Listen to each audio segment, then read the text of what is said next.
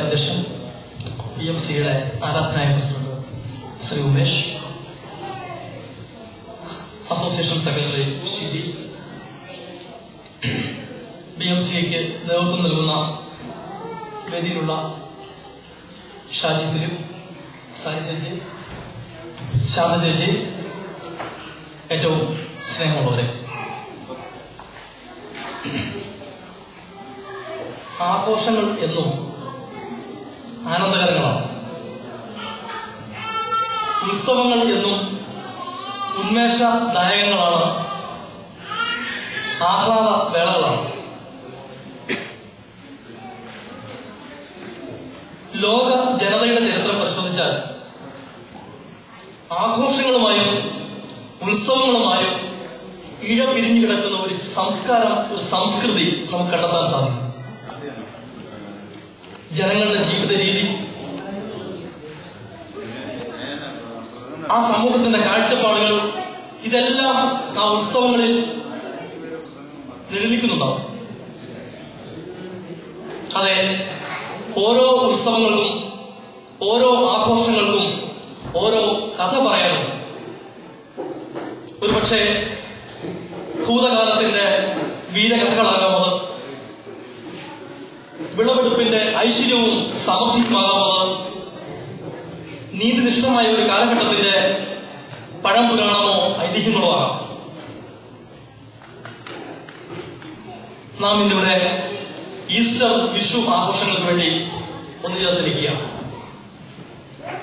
നമുക്കറിയാം, മനുഷ്യനായി പിറന്ന ദൈവപുത്രന്റെ പാപത്തെയും മരണത്തെയും കീഴടക്കിയുള്ള ഉയർപ്പിനെ ലോകമെങ്ങുമുള്ള ക്രൈസ്തവർ അനുസ്മരിക്കുകയാണ് ഈസ്റ്റർ ദിനത്തിൽ. വിഷുവാകട്ടെ കേരളത്തിലെ ഹൈന്ദവ വിശ്വാസവുമായി ബന്ധപ്പെട്ട, അതിലേറെ മലയാള സംസ്കാര തനിമയുമായി ബന്ധപ്പെട്ട ഒരു ഉത്സവമാണ്. ഞാൻ സൂചിപ്പിച്ചു, യേശുദേവന്റെ ഉയർത്തെഴുന്നേൽപ്പാണ് ഈസ്റ്റർ ദിനത്തിൽ നാം സ്മരിക്കുന്നത്. ഈസ്റ്റർ ഈ ലോക സമൂഹത്തിന് മുന്നിൽ ഒരു ചൈതന്യം നൽകുന്നുണ്ട്. ഈസ്റ്ററിന്റെ ചൈതന്യം ലോക ക്രൈസ്തവ സമൂഹത്തിന് മാത്രം കൈയടക്കാനുള്ള ഒന്നല്ല. ഈസ്റ്ററിന്റെ ചൈതന്യം ഈ ലോക സമൂഹത്തിനാകമാനം ഒരു പ്രേരക ശക്തിയാണ്.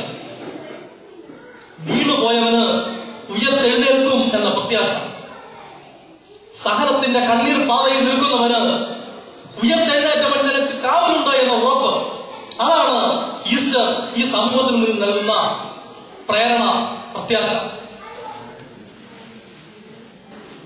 ഈസ്റ്ററിന്റെ സന്ദേശം അത് പൂർണ്ണമായൊന്നും എനിക്ക് പറയാനില്ല. ഉയർത്തെഴുന്നേറ്റ യേശു താൻ കണ്ടുമുട്ടിയ വ്യക്തികളോടെല്ലാം, താൻ സമ്മതിച്ചതോടെല്ലാം ആശംസാവാചകമായി ആദ്യമേ അത് പറഞ്ഞു കഴിഞ്ഞു, നിങ്ങൾക്ക് സമാധാനം. പ്രിയമുള്ളവരെ, കടന്നു ചെല്ലുന്ന ജീവിതരംഗങ്ങളിൽ പ്രത്യാശയുടെ, സമാധാനത്തിന്റെ സന്ദേശവാഹകരാകുവാൻ ഉയർപ്പ് തിരുനാൾ നമ്മളോട് ആവശ്യപ്പെടുന്നുണ്ട്. വീണുപോയവന് ഒരു താങ്ങാകുവാൻ, പ്രതീക്ഷ നഷ്ടപ്പെട്ടവന് ഒരു സാന്ത്വനമാകുവാൻ ഉയർപ്പ് തിരുനാൾ നമ്മോട് ആവശ്യപ്പെടുന്നു.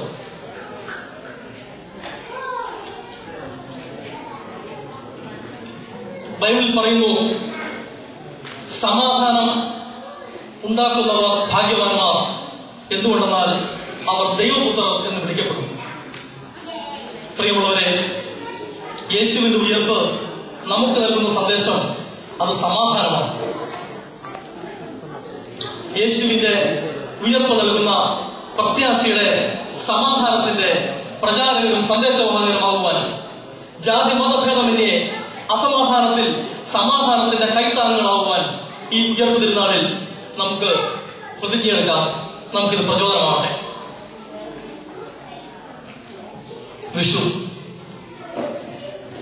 മേട ചൂടിന്റെ ഉഗ്രതാപത്തിൽ കൊന്നയും വെള്ളരിയുമെല്ലാം സ്വർണ്ണവർണ്ണം കൊണ്ട് നാടും നാട്ടിൻപുറങ്ങളും നിറയുമ്പോൾ നാം തിരിച്ചറിയുകയാണ് ഇതാ വിഷുക്കാലമായി. എന്റെ ജീവിതത്തിലെ വിഷു സങ്കല്പങ്ങൾ, എന്റെ വിഷു സ്മരണകൾ ഞാൻ ജനിച്ചു വളർന്ന എന്റെ പഴയ ഗ്രാമവുമായി ബന്ധപ്പെട്ടതാണ്. 98% എന്ന് തന്നെ പറയാം. അത്രത്തോളം ഹിന്ദു ഭവനങ്ങൾ നിറഞ്ഞതായിരുന്നു എന്റെ ഗ്രാമം. ഞങ്ങൾ 8-10 ക്രൈസ്തവ ഭവനങ്ങൾ കൂടി ചേരുമ്പോൾ ഗ്രാമത്തിന്റെ ചിത്രം പൂർണ്ണമാകുന്നു.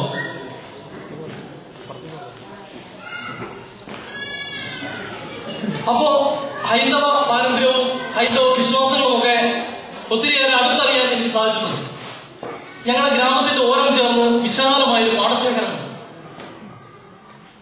കുംഭം, മീനം, മേടം മാസങ്ങളിൽ, അതായത് നമ്മുടെ മാർച്ച്, ഏപ്രിൽ, മെയ് മാസങ്ങളിൽ ആ പാടം മുഴുവൻ പച്ചക്കറി കൃഷിയാണ്.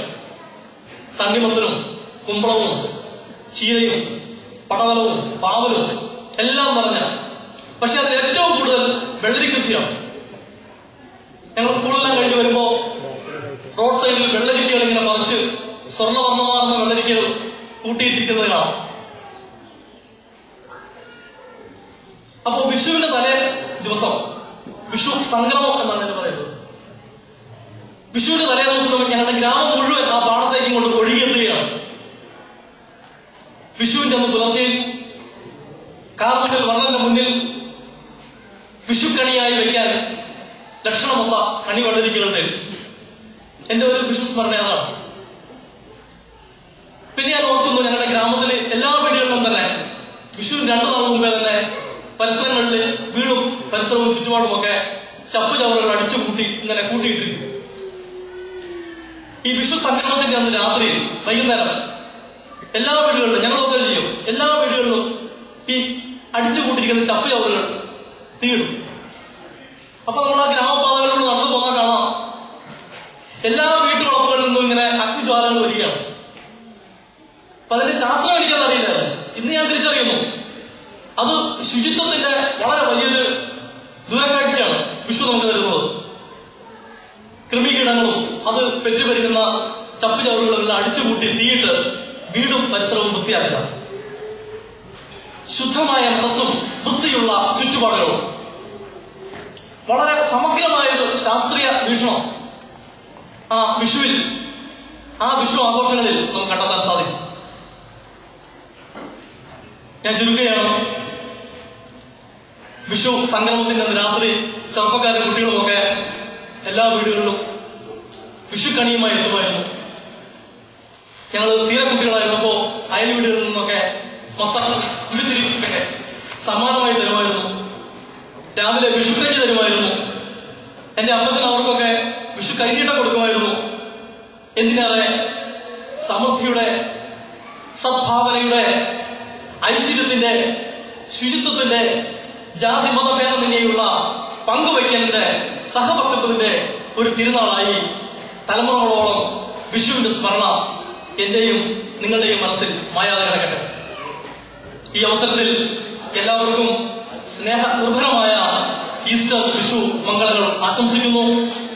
ഒരു സന്തോഷകരമായ, ആനന്ദകരമായ ദിവസം ആസ്വദിക്കുവാൻ നമുക്ക് ഇവർക്കും സാധിക്കട്ടെ എന്ന് ആശംസിച്ചുകൊണ്ട് ഞാൻ നിർത്തുന്നു. നന്ദി.